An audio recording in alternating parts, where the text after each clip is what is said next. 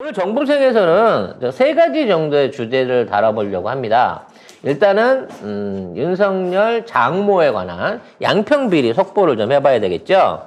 자, 먼저 이제 우리 안진걸 소장님하고 얘기를 좀 해봐야 되는데, 이런 소장님 저기 고소고발 풀렸더라. 나경원이 포기했대? 예. 애청자 여러분 안녕하십니까? 일단 나경원이 저한테 3천만이 넘는 거액을 소송을 제기했는데 패소할 게 분명해 보이니까 남편이 남편이잖아요. 아니 남편이 판사잖아. 남편이 판사잖아요. 아마 판사 임명을 동원해서 대충의 분위기를 빼낸 것 같아요. 이것도 꼼수죠. 추정컨대. 그러면서 느닷없이 12월 22일 날 재판인데 소치하를 갑자기 한 겁니다. 아니 근데 그게 일방적인 소치하가 돼요? 안 되죠. 그래서 제가 그런 꼼수에 동의해주면 안 되잖아요. 물론 저는 그럼 재판이 끝나니까 편할 수는 있겠지만 우리 변호사님도 그게 편할 수는 있겠지만 우리가 이길 가능성이 너무 마이크를 최고 해야지 사람이 배운 사람이 이게 뭐야?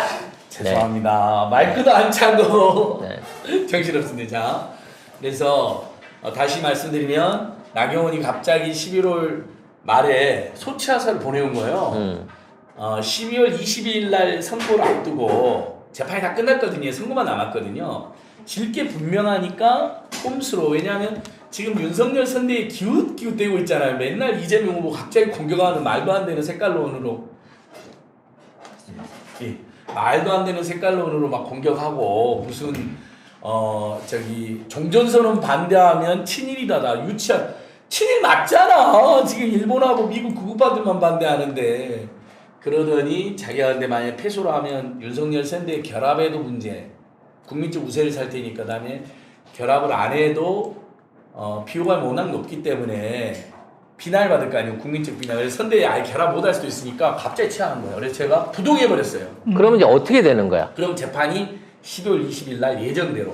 그러면 이기는 거네? 저쪽이 이제 안 나오니까? 가능성이, 그러니까 저쪽이 소치하까지 했기 때문에 판사님 입장에서는 안 그래도 저희 승소를 저희는 점치고 있었는데 소도 치하하려고 했던 분들이니까 그만큼 자신도 없고 소송에 이익도 없는 분이잖아요. 그분들은 저희들 승소가 되지 않을 거라. 나경원이 MBC라든지 뉴스타파라든지 이렇게 시민단체 함부로 제기했던 민사소송 모두 패소하는 겁니다. 네, 그러면 이게 연쇄 도미노 효과가 나는구나. 네. 그러면 최소한 나경원이 자기가 비리가 없다고 마구 주장하면서 소송 남발했던 거 있잖아요. 형사고소하고 소송 남발했던 게 거의 다 패소하는 거예요. 하나도 빠짐없이. 그러면 법원마저도 남편이 판사인 나경원, 보수적인 법원마저도 나경원의 비리가 너무 심각하니까. 자, 그러면 선배소에서 이기면 무고나 이런 걸로 해갖고 다시 역공이 가능한가요? 예. 형사고소에서는 무가 되는데 민사소송에서는 무고는 안 되는데 다만 소송 비용을 받아낼 수가 있어요. 얼마나 받아낼 수 있는 거야? 몇백만 원 나옵니다. 에게 어제 몇천만 원 안 되는데 이제 저희가 드렸던 어떤 변호사 비용이나 이런 건데 이제 민변 변호사님들이 국별로는 하는 거 해가지고 아무튼 그 소송 비용 받아내면 몇백만 원 저희는 바로 공익단체에 기부하려고 합니다. 아이씨. 이게 고소해놓고 지 혼자 버려버려도 상대방 변호사비만 물어주면 끝나는 거가 되다 보니까 야, 정말 법이 고소하는 놈 맘이구나 싶은 생각이 드네요. 그래도 뭐 어찌됐거나 마음고생을 좀 들으셨을 텐데 그런 분이 윤석열 장모에 대한 추가 고발을 하셨다고. 예, 맞습니다. 저희가 요즘에 고발을 자제는 하고 있지만 도저히 윤석열 일가의 이 본부장 비리, 요즘은 제가 이제 신조어를 만들고 있어요. 본부장가 비리다. 가는 뭡니까? 예, 가를 제가 설명드릴게요. 요즘 본부장가 아니에요. 본인 부인 장모만 이야기해요.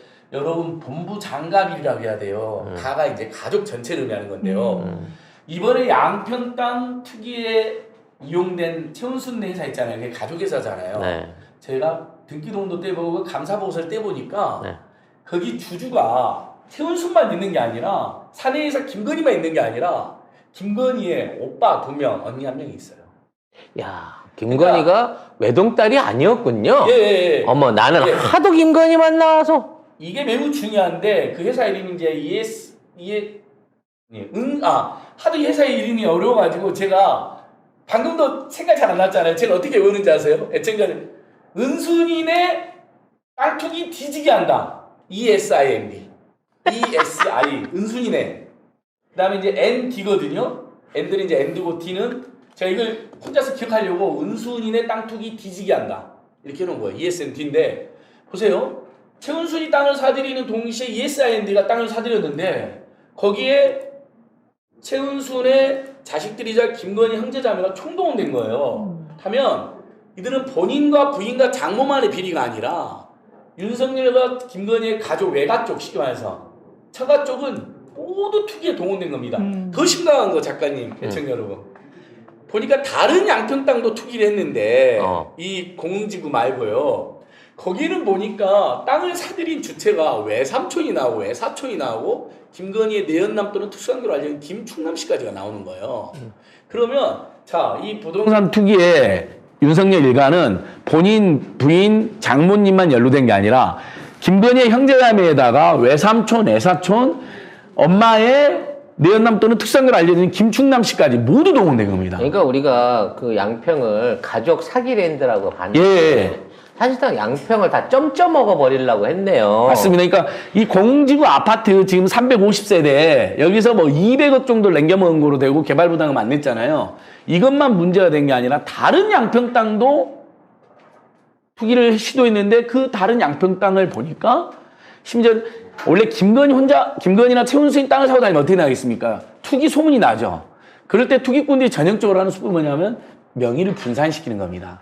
그럼 여러 명이 사니까 잘 모르잖아요. 냄새를 못 맡잖아요. 그렇게 땅을 사놓고 이번에 민주당 현안 대응 TF에서 확인한 거 보니까 거기에 근저당을 설정하거나 가등기를 설정해왔고요. 최은순이나 김건희가 대출을 20억이나 받은 거예요. 지금 사업지구 말고 예. 끝난 사업지구 예. 다른 쪽에도 지금 그렇죠. 뭔가를 상당히 큰 규모로 준비를 하고 있었네. 그리고 돈을 20억이나 받았다는 건 뭐냐면 대출해준 입장에서도 여기가 최은순이나 김건희 땅이라고 생각한 거죠. 그러니까 다른 사람 명의의 근저당이 설정되어 있는데 대출은 최은순이 받은 거예요. 그러니까 2차 사업을 우리가 막은 거네, 결과적으로. 그렇죠. 이제 알려졌으니까 거기는 그 땅은 지금 어떤 용도로 어떻게 될지 우리가 감시를 해봐야 더 조사를 해봐야 되는데 분명한 건 지금 아파트 350세대 투기만 이제 알려져 있잖아요. 농지법 위반하고 시시계획인가 특혜받고 개발부담금 면제되고 이것뿐만 아니라 다른 땅에서도 부동산 실명제도 위반하고 그 다음에 투기를 하려고 했던 의혹이 확인됐는데 보니까 명의가 다 외삼촌, 외사촌, 김건희 씨 특수관계로 알려진 남자예요. 그러니까 가족이 엄청나게 동원된 거죠. 형제자매뿐만 아니라 심지어 외삼촌과 외사촌까지 동원된 거예요. 집안에 똑바로 된 사람 하나 나오면 그 집안이 흥한다더니 예. 네, 최은순네 집안이 비슷합니다. 진짜 이렇게 흥할 뻔하다가 예. 지금 이게 본말이 드러나고 있긴 한데 그래서 구체적으로 고발한 대상하고 내용이 예. 뭡니까? 그래서 이제 요걸 조금 더 덧붙인 다음에 바로 말씀드리면 그래서 이게 중요한 게 본부장 비리가 아니라 형제자매까지 동원됐다는 건 나중에 윤석열 부부가 대통령이 되면 그럴 일도 없겠지만 방금 전에 송 작가님이 이번 대선은 거의 이제 김건희의 이 사기쇼가 다 드러나면서 끝난 거 아니냐 말씀해서 저도 그렇게 생각하지만 그래도 혹시라도 만약에 이놈들이 되면 형제자매들까지 특혜나 비리에 다 개입할 수가 있는 겁니다. 왜냐면 역대 정권을 보면 그 다음에 새누리당 고위층을 보면 항상 형제자매들이 많이 해먹었어요. 사실 부모들보다는 형제자매들이 많이 해먹었잖아요. 왜냐면 직접 해먹기에는 쪽팔리니까 예. 가족 관계를 많이 그렇죠. 이용했었는데 자, 여러분 이거를 우습게 생각하시면 안 되는 게요. 지금 차명 명의로 소유한 땅의 총 면적이 뭐 15만 평, 16만 평 그 정도 규모라 그러는데. 그럴 수도 있어요. 왜냐하면 지금 밝혀진 것만 양평에서만 8천 평이거든요. 양평만 지금. 근데 양평에서도 지금 다른 차명 소유가 나온 거잖아요. 외삼촌, 외사촌, 그 다음에 특수관계로 알려져 있는 김충남 씨. 다른 지역도 지금 계속 그런 시비가 있었잖아요. 왜냐면 최은순 씨와 김충남 씨는 서로 그 이름을 바꿔가면서 엄청나게 많은 회사들을 세웠고 사업을 했습니다. 지금 사실 제일 큰 거는 그 기독교 은행 그 10조 원 땡겨갖고 설립한다고 장충체육관 밀고 거기다 그거 한다고 했을 때 그 사업이거든요. 근데 아무튼 그걸 제외하고라도 어마어마한 규모의 비리 사업들이 뒤에 내재돼 있기 때문에 이거는 진짜 까면 깔수록 끝도 없는 네. 양파가 될 가능성이 높아지고 있습니다. 맞습니다. 네. 그래서 어저께 이제 경기 남부경찰청에서 저를 이제 불러서 고발한 조사를 해서 제가 이걸 이제 들고 와서 기자회견 한 건데요. 기자들의 본부장 비리가 아니라 본부장가 비리라고 해야 된다. 이제 고발 주요 내용은 농지법 위반 부분. 근데 농지법 위반할 때 보면 농지법을 위반한 것뿐만 아니라 김건희와 똑같이 농부다, 영농장비 있다, 영농경력 1년이다, 심지어 주말 체험 농장이랄까 이게 거의 4개의 거짓말을 했어요. 이게 이게 의한 공무집행 방해입니다. 이 부분 제가 지적을 하고 왔고 두 번째 시시개혁 인가라든지 이럴 때 양평군수 김성교가 그다음에 윤석열 여주지청장이 당시 그 특혜 발때 KBS 가능성이 매우 높다고 본다. 그래서 양평군수 김성교 국민의힘 의원을 정식으로 다시 고발했어요. 네, 최은순하고 실무자를 하나 잡았네. 예. 양평 군수로. 예. 초점을 좀 더 명확히 했고요. 지금 윤석열 캠프에 있습니다. 김성교 의원이. 그다음에 세 번째 개발 부담금이 17억에서 영원으로 변한 과정. 그 17억도 과소축이 됐다. 우리가 보기에는. 근데 영원으로 됐다는 건 이건 직권남용의 뇌물 의혹에 그다음에 개발 부담금을 공식적으로 제대로 부과하려고 했던 공무원들을 또 속인 거거든요. 비용은 부풀리고 이득은 적은 거로. 그러니까 이건 또 이게 의한 공무집행 방해가 된다. 근데 워낙에 다른 데서 큰 사고들을 많이 쳐가지고요. 땅 투기 정도는 이제 가볍게 보여요. 근데 이게 가볍게 보면 안 됩니다. 맞습니다. 맞습니다. 사실은 다른 비리를 저질러서 대통령이 되려고 하는 이유가 이런 투기를 원활하게 1차 사업처럼 하고 싶은 거거든. 예. 그러니까 패밀리 비즈니스라고 윤석열 입으로 말했잖아요, 선거가. 딱 보면 윤석열이 정말 그렇게 생각하고 있다는 걸 알 수가 있는데요. 제가 근거를 몇 개 들어볼게요. 자, 윤석열이 진짜 집으로 패밀리 비즈니스, 심지어 이명박도 그런 말을 못했죠. 이명박도 그냥 비즈니스 피렌델리 이런 말 했는데 얘는 윤석열이 패밀리 비즈니스라고 했는데 자기 집안이 어떻게 처가 돈을 벌었는지 알았던 것 같아요. 그러니까 의정부지검에서 징계를 당할 때 그 이유가 한 명에서 징계를 당한 게 아니라 관부에 정확하게 처가재산 신고를 누라는 거로 나옵니다. 그러니까 처가 신고, 지가 잘 나가는 금수는 앞으로 잘 나가야 되는데 처가재산을 제대로 신고하면 논란에 빠질 수가 있잖아요. 너 왜 이렇게 윤석열 와이프네 재산이 이렇게 많으며 이 재산 어떻게 형성됐지 논란이 되면 검찰 내에서 승리 못할 수가 있잖아요. 그러니까 그걸 고의적으로 누락해 버렸거든요. 그래서 징계를 당한 적이 있고요. 이미 알고 있다는 것이고 양평 땅도 김성교 군수랑 여주청장인 윤석열이 당시에는 김성교 입장에서는 자기를 관할하는 검찰청장의 와이프와 남편과 형제자매까지 다 동원돼내사고 와서 사업을 하는데 봐줄 수밖에 없었던 것이죠. 그러니까 패밀리 비즈니스는 실제 한 것이고요.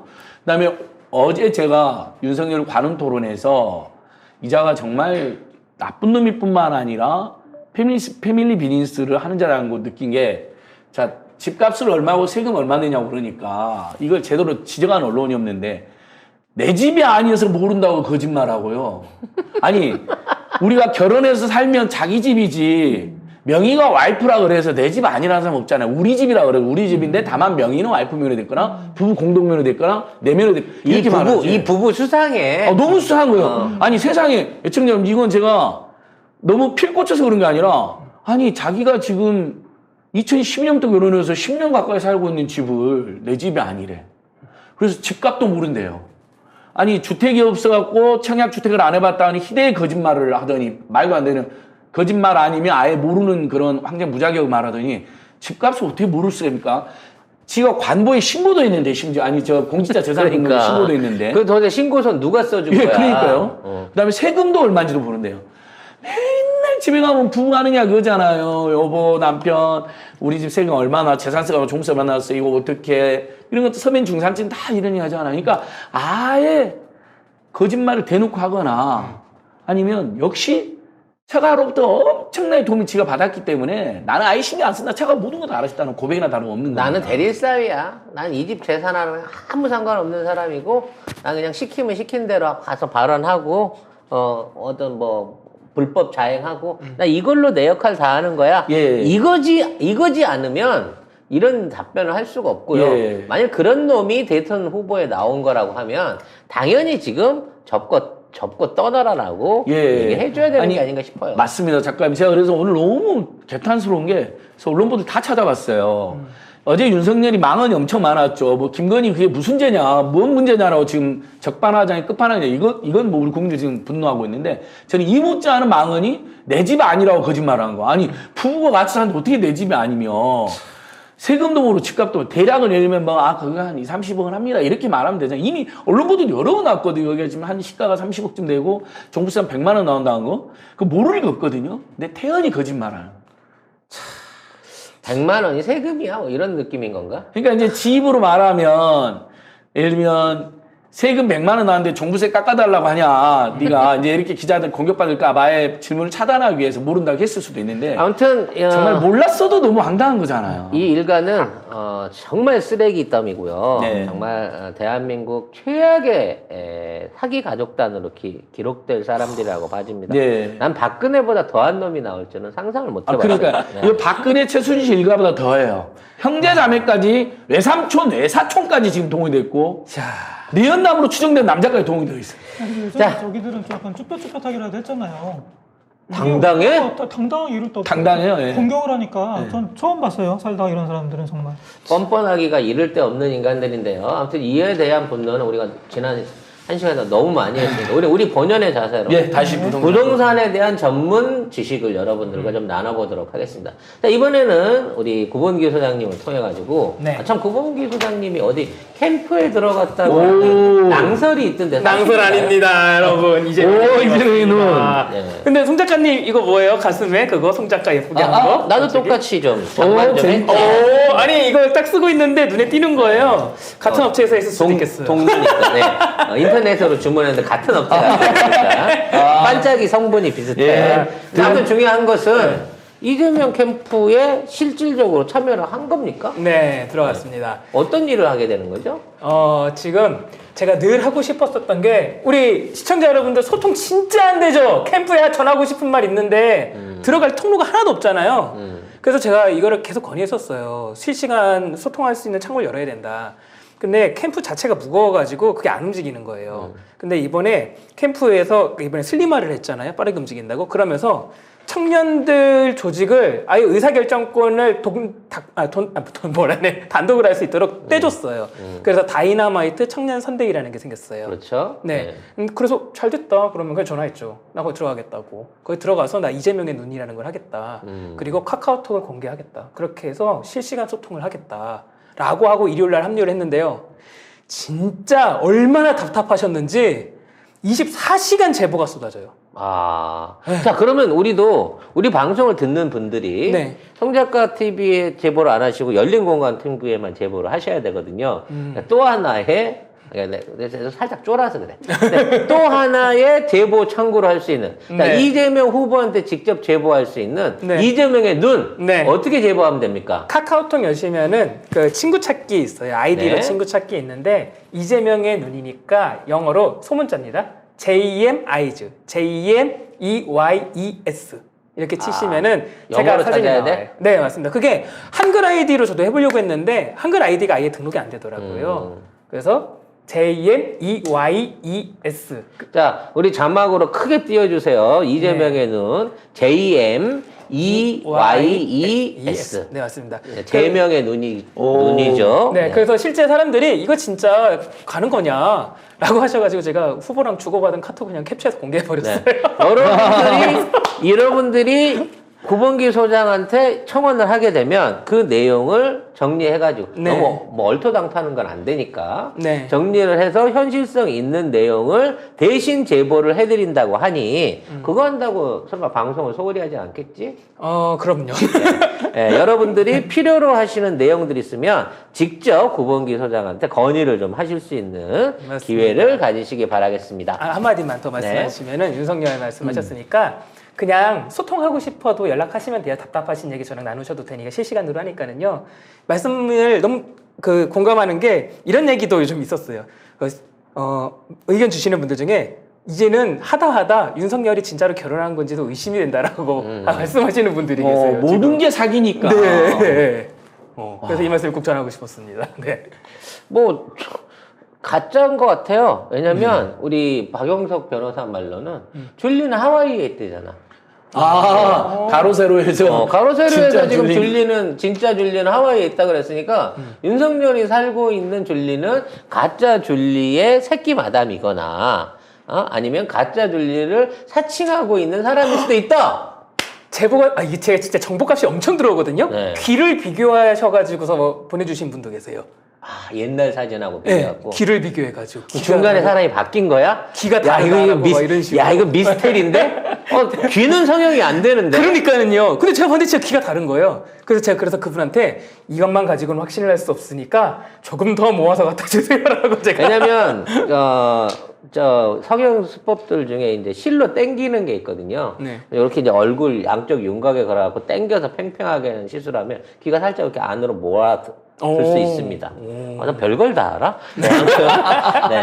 아무튼 그래서 새로 이재명의 눈이라고 하는 소통 창구가 열렸다는 점 여러분들 많이 귀찮게 해주시기 바라겠고요. 자, 다음은 네.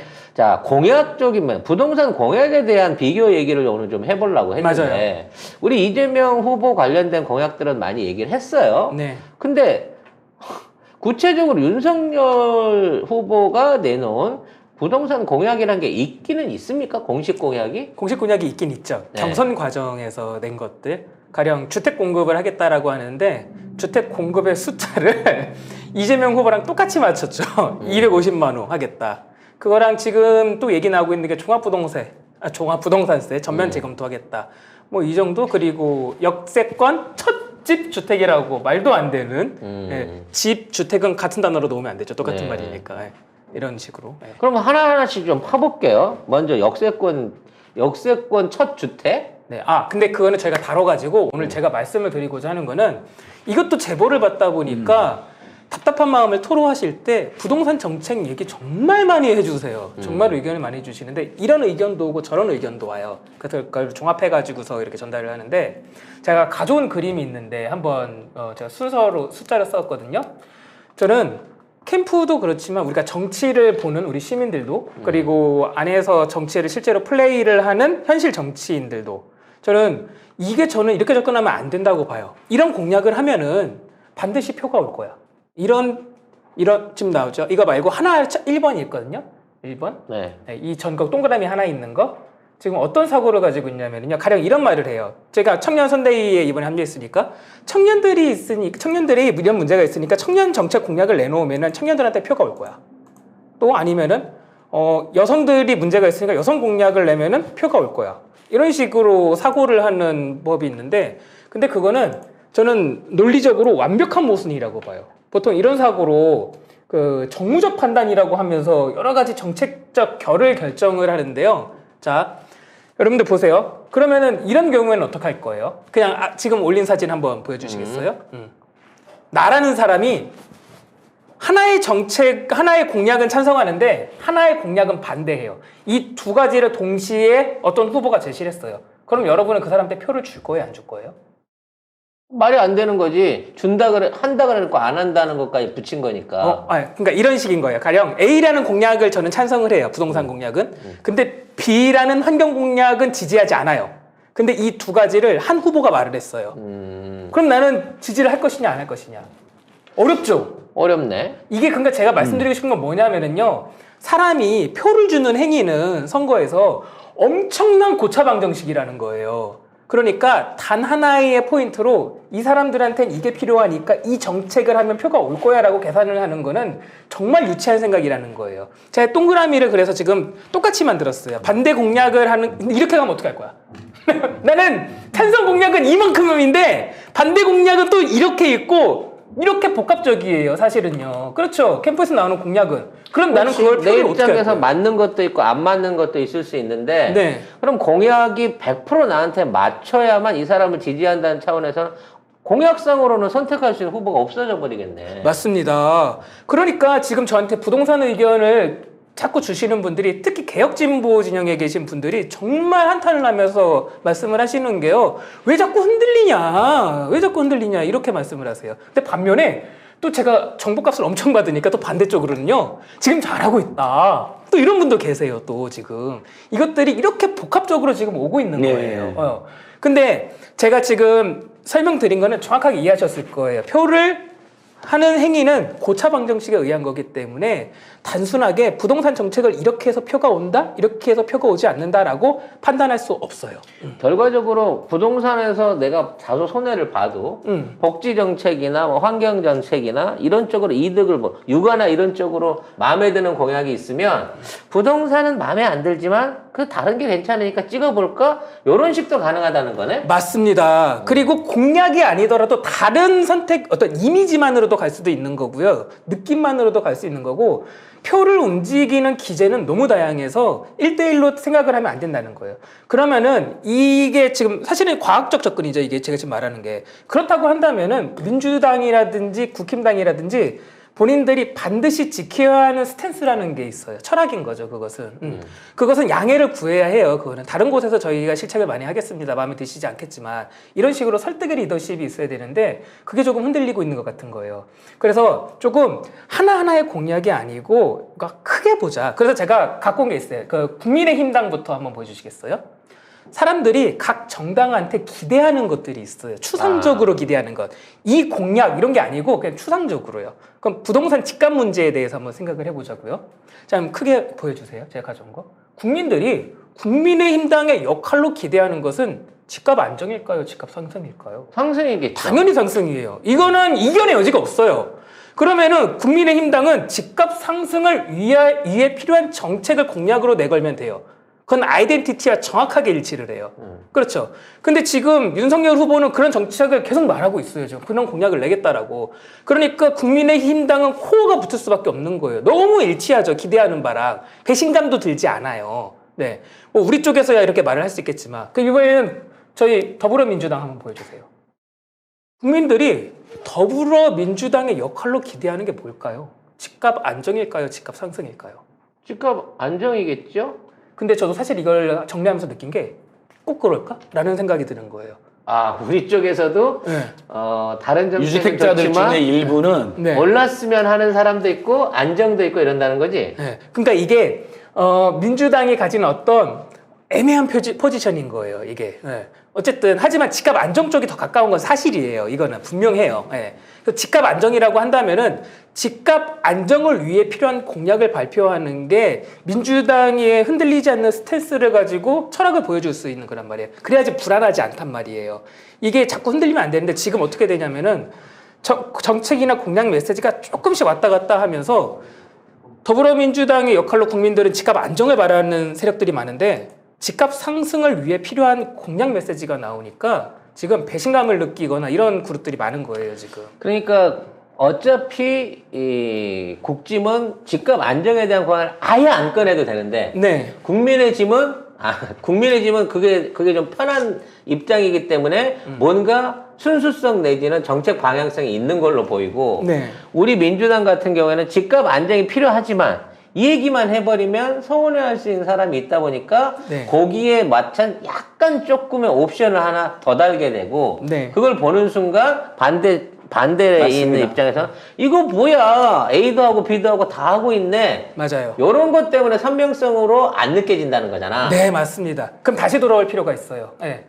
정책으로 모두 만족시킬 수는 없어요. 그렇기 때문에 부동산 정책에서는 실책을 느끼게 하더라도 다른 쪽에서 효능감을 주거나 해가지고서 해야 되는 거거든요. 철학은 지킬 대로 지키고 저는 그래서 더불어민주당이 집값 안정에 대한 메시지는 절대로 흔들리지 말고 다른 것들로 국민들을 설득해야 된다고 보는 거예요, 저는. 그리고 더 그런 게 집값 상승을 위해 필요한 공약을 우리가 국민의힘당만큼 할 수가 없어요. 근데 아무리 해도. 근데 이게 너무 이기적인 게 경제도 안정되고 안보도 잘하고 집값도 안정적이고 주택 공급 많아지면 좋겠지만 그래도 딱 내 집만은 올랐으면 하는 이런 마인드를 네. 사람들이 가진다는 거거든. 그렇죠. 근데 저쪽 애들은 무조건 오르기만 하면 돼. 라는 게 얼마나 쉬워. 근데 이게 비율로 따지면 집 가지고 오르기를 바란다고 하는 사람이 사실은 의외로 상당수를 차지하고 있다는 거예요. 왜? 대한민국의 40%가 넘는 유주택자들, 그중에 10%는 다주택자지만 이러한 여건에 속해 있는 사람은 내 마음은 민주당이지만 그래도 부동산 정책만큼은 올랐으면 내가 더 유리하겠는데 라는 생각을 하면서 표를 던질 때 저쪽에다 던질 위험성이 있다라는 부분을 지적하는 거잖아. 네, 하지만 반대로도 생각할 수 있다는 거예요. 부동산 정책은 마음에 들지 않는데 나는 민주당파기 때문에 그리고 민주당의 다른 것들이 다 마음에 들기 때문에 이번에 민주당에 표를 준다. 반대쪽 메커니즘도 성립할 수 있기 때문에 그래서 그게 문제인 거예요. 왜? 우리 같은 경우에는 다양한 메시지를 던지잖아. 안보, 외교, 뭐 네. 복지 모든 부분의 메커니즘을 갖고 다 던지면서 예를 들어 일부 아까 얘기하신 민주당 정책에 안 하는 사람까지도 대신 이걸로 상세를 해드리겠습니다라고 얘기를 하지만 저쪽 애들은 그런 부분에 대한 필요적인 노력이 없기 때문에 오로지 부동산 문제 하나만 갖고 물고 뜯고 늘어지는 걸로 나온다는 거지. 그러니까 굉장히 재밌는데 사실 국민의힘당도 공식적으로는 집값 안정을 주장을 하거든요. 그러니까 근데 사실은 내놓는 정책이나 속내는 전부 다 부동산 투기꾼들이나 다주택자들이나 강남의 땅 부자들을 대변하잖아요. 우리 종부세 없애려고 그러고 보유세 줄이려고 그러고 그다음에 어쨌든 투기 세력들에 대한 규제 없애려고 하잖아요. 근데 말로는 마치 무주택 서민의 편에 쓰는 것처럼 해가지고 집값 안정할 것처럼 하면서 서민들이 기만하는 거죠. 그리고 거기 일부 서민들이 속아가지고 정말 부자와 재벌가 대기업 투기꾼의 대변자인데 국민의힘을 이제 지지하는 황당한 일이 발생하는데 이제 민주당 지지층들이 굉장히 다양해가지고요. 맞아요. 최근에 다주택자 양도세 완화 문제가 그래서 충돌이 발생한 겁니다. 지난주에 저희는 그것을 안 하는 게 좋겠다고 강하게 호소드렸잖아요. 근데 당에서 추진했고 정부에서는 반대하고 있었고 근데 이재명 후보가 아예 이제 공식화 해버렸잖아요. 당혹스럽죠. 저희는 비판하면서도 한편으로는 이재명 후보 캠프라든지 이재명 후보가 어떤 메시지를 내냐면 아니 우리 당 지지자들 중에도 양심적인 다주택자들이 종부세 올리는 건 찬성하는데 팔고 나가기는 해달라고 한다. 그래야지 그나마 탈출할 거 아니냐. 그래야 매물도 늘어날 거. 요 논리로 주장을 해요. 그러니까 민당 지지자들은 아니다. 그 사람들은 이미 몇십억씩 차익이 남겼는데 그중에서 다주택자들에게 과세하는 걸 해준다는 게 말이 되냐. 저희들은 그래 하는 민당 지지자들도 있는가 하면 아니다. 어쨌든 팔고 나가게 숨통을 틔워줘야 된다는데 그쪽에 이재명 후보가 손을 들어준 거죠. 그럼 저희는 비판하면서도 한편으로는 민당 지지자 중에 그런 사람이 있어요. 이게 맞아요. 수용할 수밖에 없는 거지. A씨 양도세 완화해줬으니까 나 지금까지 이재명인데 안 찍어. 이거는 말이 안 되는 얘기고. 그러지는 않을 텐데 상당한 압박으로 작용한 것 같아요. 그 다음에 거래세를 완화해야지만이 뭐 집값 잡힌다라는 세력들이 있어요. 그러니까 이태경 부소장님이라든지 남기업 소장님이나 최부은 교수님 이런 분들은 그게 아닌데 또 다른 경제팀에는 그걸 주장을 한 건데 그게 일본에 먹힌 것 같아요. 그러니까 민주당이 딜레마인데 내가 하나만 재밌는 이야기 해드리면 관련해서 오산에서 지금 내리오선한 안민석 의원이 있잖아요. 민주당에. 오산 상당히 인기가 있는데 그 중에 이유가 제가 오산 시민을 들어보니까 오산에 유주택자들이 꽤 있는데 집값이 많이 올랐대요. 문재인 정부 전후에서. 근데 이 유주택자들은 어차피 그래서 오래 살 사람들 입장에서는 아니 팔고 나갈 사람들 입장에서는 집값이 오르니까 그 안민석 의원 지지가 올라갔다는 거예요. 일부 계층에서는 다 그런 게 아니라. 그러니까 민주당 내에는 다양한 세력이 있어서 집값이 오르는 것을 오히려 민주당 지지의 계기로 삼은 사람이 있다는 거예요. 어차피 난 팔고 나가야 되는데 오산에서 딴 데로 오산에서 딴 데 이사 가야 되는데 언젠가 집값 올라가면 좋잖아요. 근데 문재인 정부에서 올랐잖아요. 그러니까 안민석 의원한테 그래서 지지를 보낸 사람들이 있다는 거예요, 상당수가. 저는 그래서 이게 그래서 우리는 집값 오른 거에 대해서 너무나 말도 안 된다라고 문재인 정부 다른 것 많이 잘했지만 부동산 너무 못했다고 우리 지적했잖아요. 그렇지 않은 민주당 지지층도 있더라고요. 그러니까 정무적 판단은 비과학의 끝판왕이라고 봐요. 왜 그러냐면 그거는 증명할 방법도 없는 거고요. 저렇게 메커니즘이 많기 때문에. 그래서 저는 어떤 정무적 판단을 논하면서 사실은 본인들의 욕망을 투영하는 분들도 계신다라는 생각들을 굉장히 많이 하고 있어요. 그래서 또 하나 말씀드리고 싶은 것은 의견을 제가 진짜 정보값이 너무 많아졌어요. 진짜로 의견들을 정말 많이 받다 보니까는요. 갑자기 머리를 한 대 맞은 것 같았었던 게 뭐냐면은요. 우리 유시민 전 장관이 이번에 등판하면서 이재명 후보를 3가지 키워드로 정리를 했었잖아요. 생존자, 그리고 개발도상인, 그리고 또 하나가 과제형 인간. 과제형 인간. 네. 3번째가 굉장히 잘 설명을 하는 부분인 것 같아요. 스타일을. 근데 그게 연역적으로 가령 철학을 가지고 연역적으로 접근을 하는 게 아니고 과제가 딱 주어지면은 거기서부터 바로 그 과제를 해결을 하는 귀납형 인간이다. 이런 말을 했는데 이게 실용주의적 입장에서는 굉장히 멋지고 빨리빨리 바꿀 수 있어서 칭찬의 메시지로 했었던 것 같은데 이게 사람들 입장에서는 그게 불안하다는 거예요. 그러니까 정체를 언제든지 실용적 노선에 따라서 바꿀 수 있는 사람처럼 비춰질 수 있다라는 거예요, 이게. 그러니까 큰 주류가 당면한 그 부각되는 문제에 의해서 빠르게 변화해서 맞춰가는 것 때문에 기조가 흔들릴 수 있다라는 걱정을 불안이 한다는 있다는 거죠. 거예요. 네, 그런 그러니까 메시지를 액션이 많이 너무 빠른 거야. 이거 잘못하면 벌써 고치고 있으니까 아직 정확하게 된 것도 아닌데 뭐 이런 식으로 항상 이제 동전의 양면 같은 부분이 하는 거죠. 근데 제일 중요한 거는 그 뭐 전 유시민 그 이사장만큼의 직관력은 없습니다만 가장 중요한 게 전 도덕성.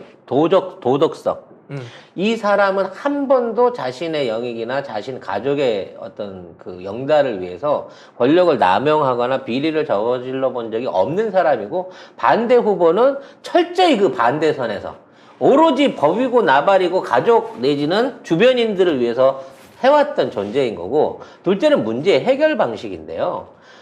이재명은 굉장히 실천적이잖아요. 자기가 들어가고 직접 이 문제를 연구하고 자기가 전문가로서 참여해서 해결하겠다고 하는 스스로 일하는 형이야. 근데 윤석열은 모든 걸 법에 맡기겠다는 거야. 결국은 자기가 직접 하는 게 아니라 지 법꾸라지들을 시켜가지고 해결하는 방향으로 간다는 거거든요. 그럼 두 가지 면에서 일단 제대로 된 도덕적인 실행을 할 수 있을 것이냐, 그리고 액션이 빨리 이루어지면서 실질적인 변화를 가져올 수 있을 것이냐의 차원에서 지금의 다수의 혼선은 기대 반 걱정 반으로 갈 수밖에 없다는 점을 우리가 인정해야 돼요. 하지만 아무것도 안 하는 것보다는 뭔가를 하는 사람이 낫다라는 거는 분명한 거야. 문제가 쌓이고 적중되는 부분을 외면하면 일본처럼 돼요, 결과적으로.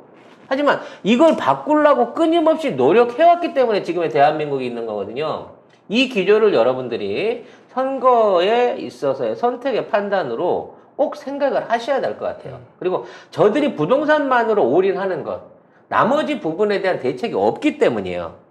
우리가 부동산에만 올인하지 못하는 것, 부동산 이외에도 해결해야 될 엄청나게 많은 과제들과 적폐들이 있다는 것이죠. 네.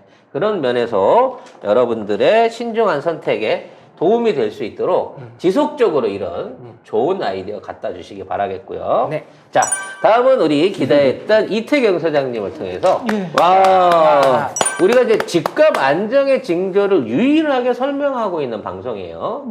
네. 최근 들어서 전세 가격이 안정되기 시작하면서 네, 보도를 한번 네, 올려주시겠어요? 보도 자료를 먼저 한번 볼게요. 네, 기사가 있는데요. 네. 이게 아파트 전세 수급 지수 추이라는 거죠. 네. 그래서 이제 100을 기준으로 해서 0부터 0부터 이제 200이 있는데요. 100을 기준으로 해서 이제 지금 조금만 올려주시면 동아일보 기사인데요. 100을 기준으로 해서 0하고 200 레인지가 이렇게 되고요. 100을 기준으로 해서 100보다 이제 높으면 그러면 이제 공급에 비해서 수요가 많다라고 하는 얘기죠. 근데 그게 지금 9월 6일 같은 경우에는 106 정도 되는 거죠. 그러면 안정적인 거래 아니에요? 수요와 공급이 딱 맞아 떨어졌으니까. 아니 100을 넘었잖아요. 106이니까 이거는 지금 공급의 수요에 그렇지. 비해서 공급이 적은 거죠. 수요가 그렇죠. 더 많으니까 가격이 올라가는 게 맞겠죠. 근데 여기에 지금 내려오고 있어요. 네, 지금. 계속 내려오고 있다는 거잖아요. 내려와서 지금 심지어는 100 밑으로 내려왔습니다. 그래서 99.7, 99.8인데 이거는 지금만 놓고 보면은 어쨌든 간에 굉장히 미세하긴 하지만 수요에 비해서 공급이 좀 늘어난 거죠. 근데 이게 한국부동산원이라고 돼 있는데 자료 제공이 네. 믿을 수 있는 기관이에요? 정부 공식 기관이죠. 그러니까 공식적으로 현재 공급보다 수요보다 공급이 많은 상태다. 네, 아주 미세하긴 합니다. 근데 네. 지금 추세가 중요하잖아요. 하긴 뭐 100에서 99.1이니까 0.9%긴 한데 예. 이미 이 과수요에 의해서 물량이 없다라는 말은 시장에서 사라졌다고 봐야 네, 되는 맞습니다. 거죠. 그리고 이제 심지어는 지금 은마 같은 경우에 매물이 쌓였다 이런 말이 나오죠. 저게 그 과도기를 조금 지나서 더 보정이 된 걸 수도 있어요.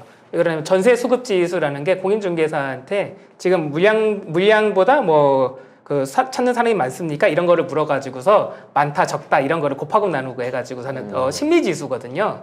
근데 그 전에는 이제 임대차 3법이 즉각 시행되면은 물량이 일단 계약갱신 청구권이 딱 시작돼가지고 물량이 팍 주니까 공인중개사들이 느끼기에 체감적으로 이게 뭐라고 해야 될까요? 잡음이 낀다고 할까요?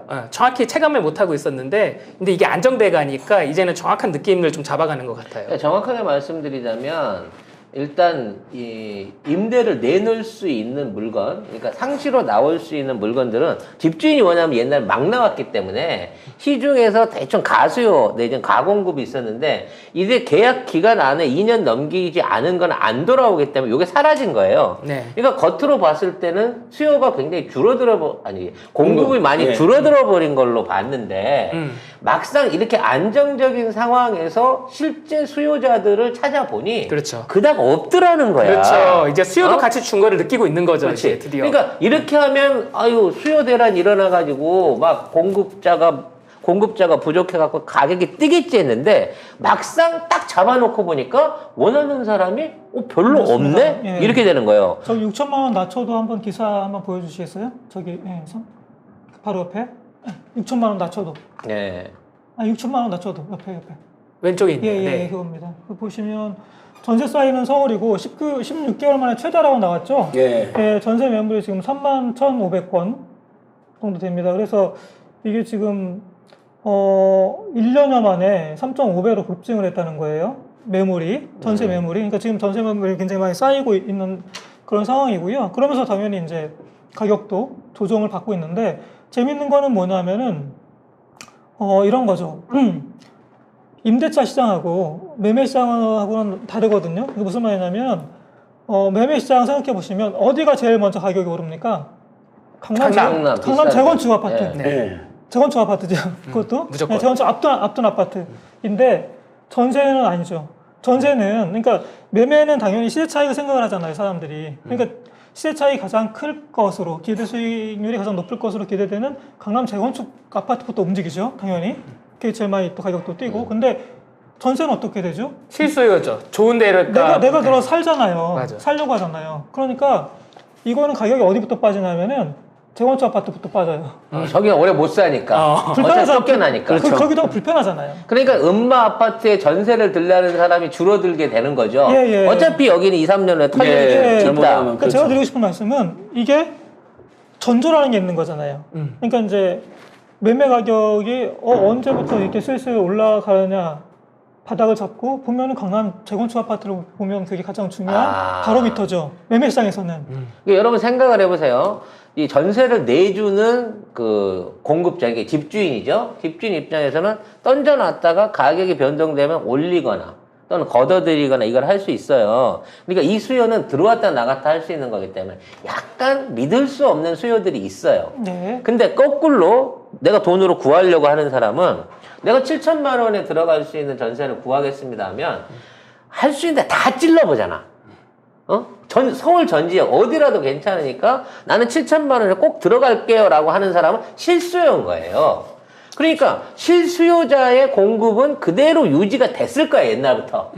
근데 가수요에 대한, 그러니까 집주인이 내일까 말까부터 시작해서 생각 없이 어쩐가 보자, 시중 대충 지금 가격이 어느 정도 되나 보자 라고 하면서 던져놓은 이런 수요들은 다 가수요였는데 이 가수요가 많다 그래갖고 물량이 부족하다라는 오해 때문에 결과적으로 전셋값이 움직였던 거지. 맞습니다. 근데 부동산 3법에 의한 2년 이상 또는 4년까지의 안정적인 주거가 확인되기 시작하면서부터 공급자가 오히려 수요자보다 많아지기 시작했다는 시장이 거예요. 지금은 좀 안정을 찾아가는 상황이라고 보이고요. 그 다음에 이제 좀 전에 말씀드렸던 것처럼 매매 시장에서 그러면 이게 그 가격이 시장이 고개를 쳐드는 가장 중요한 지표 중에 하나가 강남 재건축 아파트의 매기거든요. 거기가 이제 이게 화랑이다, 점점 움직인다라고 하면 사실은 전체 시장에가 끌고 가니까 리딩을 하니까 그게 굉장히 중요한 지표 중에 하나고요. 전세 가격 같은 경우에 전세 가격에서 그러면 어디부터 무너지느냐?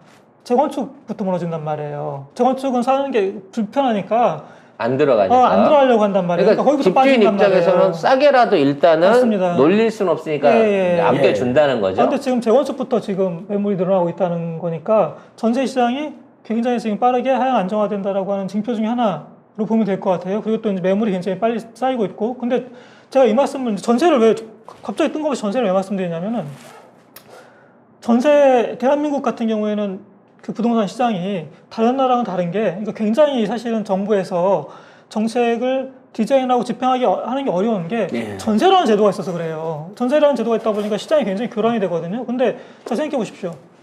저거 한번 기사 볼까요? 서울서 집산 20, 30대에 그거 한번 볼까요? 예, 이거 한번 보시면은 서울서 집산 2030 최근에 절반이 전세 끼고 갭 투자를 했다는 거거든요. 결국 살지도 않을 거면 샀다는 거잖아. 그쵸. 근데 미리 집에 사는 거죠. 그렇죠. 혹시 나중에 집값 올라갈 거라 보고 그 패닉 바잉이든 아니면 뭐 전세값 뭐, 있으면 탄력 한 때문이든 30%만 맞습니다. 실가격이 그러니까 이제 마무리하는 거 온 거죠. 워낙 집값이 비싸기 때문에 지금 자기 돈으로 다 못 사니까 다 전세 끼고 사는 건데 지금 20대 같은 경우는 갭 투자가 71%라는 거예요. 너무 심했다. 네, 심하죠. 근데 이걸 한번 보십시오. 그러니까 이게 지금 전세 끼고 집을 사는 건 뭐 대한민국에서 아주 오래된 전통이에요, 사실은. 언제나 있어 왔는데, 지금 이제 그 비중이라고 할까요? 이게 폭발적으로 늘어났다라고 하는 거죠. 자, 근데, 전세 가격이 무너지면 어떤 일이 벌어질까요? 역전세가 난다.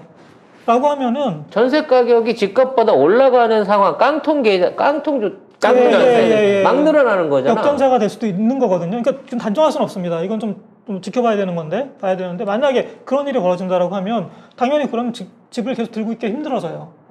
던질 수밖에 없어요. 매각을 해야 된단 말이에요. 왜냐면 전세금 돌려줘야 되니까. 자, 근데 그렇게 되면 이게 그동안에는 전세 가격이 올라가면서 이게 집값을 계속 밀어올리는 효과가 있었지 않습니까? 어찌나 그 갭을 좀 메꿔주는 거죠. 그러니까 전세 가격이 오르면 팔진 않았지만 뭔가 조금 집값을 더 받는 듯한 그런 효과가 나는 거니까. 그리고 더군다나 이제 대출도 쉬웠으니까 계속 그게 밀어올렸단 말이에요. 전세 사는 사람들 입장에서 전세가 올라가면 차라리 무리해서 집을 사버린다는 수요도 발생하죠. 그 갭이 좁혀지면 또 그게 매수 수요로 또 돌기도 하고 막 그랬어요. 근데 이제 이게 반대 방향으로 움직이기 시작하는 거예요. 근데 이게 사실은 우리가 예전에 하우스푸어 얘기 많이 나왔을 때 나타났다는 일이거든요. 역전세라고 하는 게. 그래서 이게 불안한 게 이 방식대로면 금리 오르고 맞습니다. 주택 가격 떨어지면 이 젊은 애들은 이게 이자 부담에다가 결과적으로 자기 자산을 깎아먹는 상황을 계속 만든다는 거야. 그렇죠. 이미 지금 상투를 잡은 사람들이 20, 30대에 집중해 있다는 통계가 나와버린 거잖아. 근데 이제 전세값 떨어져서 기존 세입자가 갭 투자로 산 2030한테 저 나갈랍니다. 딴 데 저렴한 데로. 그러면 이제 이태용 부총장님 말씀처럼 대출을 받아 집을 팔거나 대출을 받아갖고 전세금을 빼줘야 된다. 빼줘야 돼요. 그런 문제가 생기는 거죠. 3억짜리 전세인데 3억 달러. 근데 들어오는 전세는 2억밖에 안 되면 1억을 마련해야 돼요. 안 그러면 집 팔아야 돼요. 그러니까 또 그렇게 해도 공급도 일부 늘어날 거니까 대세 하락이 분명한 것 같아요. 집값이랑 전세값이랑 연동돼가지고. 저거는 사실은 이제 다주택자 같은 경우도 마찬가지거든요. 다주택자들 중에서 뭐 그게 돈이 아주 많은 사람도 있겠으나 대부분은 전세 끼고 살아났단 말이에요. 근데 이게 만약에 전세 가격이 떨어진다, 아니 전세 가격이 떨어지고 뭐 이제 결국에는 역전세 문제가 생긴다라고 하면 이거는 전세금 돌려줘야 되잖아요. 그러면 집을 매각해야 되는 문제가 생기는 거예요. 결국은 사실은 이 부동산 가격의 안정이라고 하는 것도 지돈 자본 많은 다주택자들은 좀 견딜만 한데 이런 방식으로 뭐 이게 나쁜 의도겠어요. 투기 의도라고 안 해도 불안감 때문에 살 수 있는데 소득도 떨어지고 실제로 거주도 못하는 상황에서 그냥 갭 투자 해놓고 저는 밖에서 월세 살고 있는 수많은 20, 30대들이 일단은 그 피해를 제일 먼저 받을 수 있는 경우가 생기겠네요. 그 가능성이 있습니다. 그래서 지금 제가 전세 지금 시장에 하향 안정. 그러니까 물론 이건 단정할 수는 없습니다. 이게 지금 내년에 이게 우리 임대차 3법 관련해서 이게 만기가 돌아오잖아요. 2년 만기. 그래서 이제 내년 여름에 시장이 어떻게 변할지는 또 모르겠어요. 모르고 또 하나 이제 변수 중에 하나가 내년에 서울 같은 경우에는 입주 물량이 굉장히 줄거든요. 한 18,000 정도 생각하는데 그 아파트 같은 경우에는 올해에 비해서 한 40% 정도 줄어요. 그러니까 이제 사실 입주 물량이 좀 받쳐주면 이게 사실은 역전세가 굉장히 세게 걸릴 것 같은데 입주 물량이 줄다 보니까 이게 버퍼는 생길 것 같긴 합니다. 근데 아무튼 중요한 거는 기준금리가 바짝 올라가다 보니까 그동안에는 굉장히 쉽게 그러면 내가 이자 얼마 안 되니까 뭐 좋은 집 가서 살지, 마포 가서 살지 이게 됐거든요. 근데 지금 이제는 이자 올라가면은 부담이 된단 말이에요. 전세 사는 것도. 그러면 월세 하는 거랑 갭이 줄어들잖아요. 아무튼 현재 대출로서 전세나 갭 투자를 유지하고 계신 분들한테는 굉장히 앞으로 가면 갈수록 불리한 현상들이 일어날 수밖에 없습니다. 맞습니다. 금리 2, 3년 안에 4% 갑니다. 네. 아마 그럼 대출 금리는 8%에서 10% 가까운 비율로 올라갈 거예요. 엄청난 이자 부담이 생길 수밖에 맞습니다. 없는데 예. 이거는 지금 코로나로 인한 그 유동성을 회수하기 위한 필연적인 과정이에요. 예. 사실 그것 때문에 여러분들이 대출 받기 쉬워져 가지고 집 산 거잖아. 그렇죠. 저금리여서 막 산 건데 맞습니다. 예. 또 변동금리로 대출을 더 많이 받았어요. 우리나라 압도적이고요. 국민들은요. 예. 그다음에 변동금리 그러니까 금리 올라갑니다. 예, 무조건. 변동금리 받은 그 포션이 더 늘어났어요. 결과적으로 이러한 방식의 하우스푸어 양산이 시작된다고 하면 정부의 개입 없이는 이 사람들을 구제할 방법이 없습니다. 정부가 네. 매매한 물량을 받아주고 네, 그걸 맞습니다. 임대 형식으로 예. 돌려주지 않는다고 네, 치면 네. 결과적으로 이 사람들 가격은 공매 시장으로 돌아가게 되고요. 네. 그러면 막 50%, 60% 가격에 나온 공매를 돈이 있는 자본주들이 결국 다시 땡겨감으로 인해 가지고 이 부동산 정책에 대한 수혜를 또다시 자본가가 받아갈 수밖에 없는 부분을 만들어낼 수 있으니까 네. 나는 다음 정부에서는 이러한 부분, 집값 하향 안정에 대한 이 일종의 그 반대 작용으로 나타난 네. 이와 같은 하우스푸어 대책을 준비를 해야 돼. 왜? 이게 엄청난 자본이 들거든요. 맞습니다. 그래서 지금 이재명 후보 공약 중에 계속 구봉기 소장님이 강조하는 게 저 집값이나 전월세값이 떨어졌을 때 하우스 푸어들을 이제 공공이 지금 사들여서 네, 공공임대주택으로 공공임대주택이든 아니면 저가 부장주택으로 내놓을 수 있다. 뭐 이런 네. 공약이 있는 거죠, 확실하게. 네, 이재명 발표를 후보가 했어요. 발표를 했죠. 네, 그래서 이재명 후보가 지금 집값이 폭락하는 것도 바람직하지 않다 입장도 냈고, 그러니까 네. 그것은 사실 집값 폭락을 바라는 서민들 입장에서 서운할 수가 있는데 하우스 푸어들 때문에 그런 그렇죠. 그 표현을 하는 겁니다. 하우스 푸어들이 집값이 폭락했을 때 집을 뺏기게 되는 거니까 미국 서브프라임 모기지 사태 때도 집을 다 뺏겼거든요. 그 서민들이 대출 엄청 받고 집 산 늘 사람들이. 말씀드리잖아요. 미국은 집만 던지면 사람은 살았다니까. 맞습니다. 근데 예. 우리나라 하우스푸어는 빚을 떠안고 집을 예. 날려야 되기 때문에 그렇죠. 이 부분에 대한 준비가 필요할 것 같아요. 그리고 아까 어떤 분이 지금 계속 올리고 있는데 일가구 1주택자들은 대출을 풀어줘야 된다 뭐 이런 말씀하시는데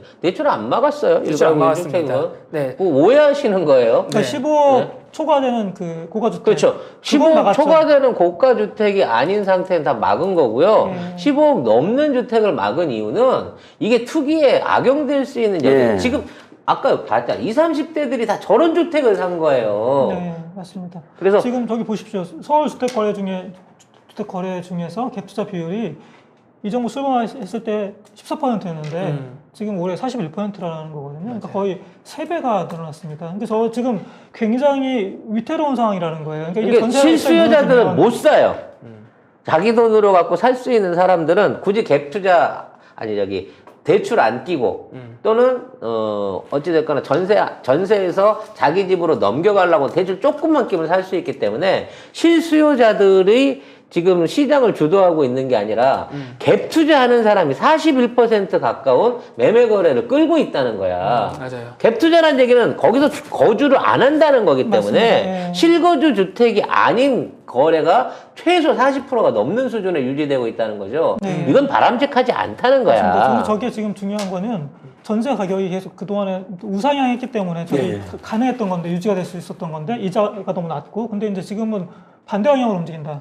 금리가 높아지고 그 다음에 전세 가격이 떨어진다라고 한다면 역전세 문제가 생긴단 말이에요. 그러면 이제 굉장히 우리가 예상하지 못했던 일이 벌어질 수 있다.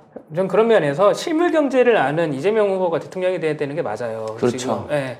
왜 그러냐면은 지금 저거가 윤석열이 어떻게 방어해요? 그러니까 이재명 후보는 경우의 수를 다 놓고 가격이 떨어졌을 경우에도 받아내겠다. 받아내가지고서 그것을 전환하겠다라는 공약까지 이미 발표를 해놓은 상태이기 때문에요. 쉽게 말해서 무주택자 임대주택 임대 사업자, 임대를 쓰는 사람, 거기에 발생할 수 있는 하우스 푸어까지도 전부 다 포괄적으로 안아가지고 거기에 대한 최소한의 위험률을 줄여서 안정적으로 끌고 가려고 하면 이 모든 시스템과 자금 운영이 가능한 사람이 이 일을 해야 돼요. 진짜 100조 원대 아니면 그 이상의 국가 재원을 투자해가지고 지금에 있는 하우스 푸어를 막아내질 않으면 맞습니다. 결국은 그게 그 부의 불균형으로 다시 돌아가요. 네. IMF가 결국 부자들을 네, 더 부자 맞습니다. 만들어줬던 거와 네. 마찬가지 상황이 생긴다는 거거든. 그리고 지금 영끌한 청년들 있지 않습니까? 2030들 무조건 이재명 후보를 뽑아야 되는 이유가 뭐냐면은 저게 진짜 이 재테크 시장에서의 가장 문제는 어설픈 친구들이에요. 어설퍼가지고 대비 못해가지고 가령 이번에 종부세도 2주택자 이상에 대해서 이미 이렇게 부과가 될 거라고 예고가 됐잖아요. 근데 우리 기사 살펴봤잖아요. 바보같이 그거를 부인이랑 두 채를 지분으로 갖고 있어가지고서 얻어 터지는 그거를 좀 영악하면은 한 채씩 가지고 대비를 했었어야 되거든요. 결과적으로 그런 정책을 안 하면 되잖냐라고 얘기하는 분들도 있을 수 있겠습니다만 안 하면 더 크게 더 많이 죽어요. 그리고 저게 갭 투자가 지금 어떻게 번졌냐면은요. 2030이 아파트를 갭 투자하기도 힘든 거예요. 왜냐하면 아파트는 갭을 막 90%까지 할 수가 없어요. 집이 10억이면 9억 이렇게 안 돼요. 7, 8억? 70% 정도로 맞추는데 저게 빌라로 가 있어요. 맞습니다. 지금. 대부분이 빌라로 가 있기 때문에 아, 지금 갭 투자하는 게 아파트에서 대출이 안 나오니까 일반 주택이나 네. 빌라 쪽에 저게 몰려가고 있는 그것도 거의 상황이거든요. 100% 집이에요. 지금 저거 터지면요 젊은 친구들 곡소리 나세요. 이재명 후보가 지금 제시하고 있는 그림이 다음 정부에 반드시 들어와야 돼요. 그래야지 저희가 대비할 수 있어요. 지금 이거. 지금은 부동산 문제는요, 발전이라든지 성장의 부분이 아니라 거품을 예방하고 그걸로 인한 피해를 줄여야 돼요. 이거는 전 세계적인 추세예요. 우리나라에서만 그러는 게 아니라 일본은 이미 그걸 못 막아서 서민 경제가 무너져 버렸고 내수가 무너진 거고 중국도 지금 무너지기 시작했어요. 미국은 한번 무너져서 60조 달러 이상을 쏟아 부었었습니다. 근데 지금 코로나 유동성 장사를 해갖고 이게 전 세계적으로 다시 돌아오고 있는 거예요. 다행히 우리는 코로나 사태를 잘 억제해 왔기 때문에 코로나를 진정시키기 위해서 돈을 안 썼습니다. 그건 진짜 잘한 거예요. 최소한 우리가 국채를 발행하건 자금 여력을 발휘하건 뭔가 운영할 수 있는 여지를 남겨두고 있는 돈이 있다는 건 참 다행한 거예요. 국가 부채 비율 상에서. 분명히 전 세계적으로 이와 같은 금리 상승에 의한 대대적인 서브프라임 사태는 옵니다. 왜? 우리나라뿐만 아니라 다른 나라는 더 심하게 오기 때문에 우리도 피해갈 수 없어. 하지만 그 상황을 극복하기 위해서 움직일 수 있는 행정부와 움직일 수 있는 컨트롤을 할 수 있는 후보가 이재명 후보밖에 없다는 점은 여러분들이 반드시 인식해야 돼요. 지금은 돈을 잘 벌자가 아니야. 이대로 가면 지구촌이 다 빚 때문에 망해. 그거를 예비하고 준비할 수 있는 사람. 그러한 정책이 필요하다는 점을 여러분들이 널리 알려주시기 바라겠습니다. 자, 1시간 동안 진행해본 오늘 정부생 여기서 마무리 짓도록 하고요. 다음 주에는 좀 더 전문적이고 좀 더 중요한 소식들 갖고 찾아뵙겠습니다. 끝까지 함께해 주신 여러분 대단히 감사합니다. 안녕히 계세요. 감사합니다. 감사합니다. 고맙습니다.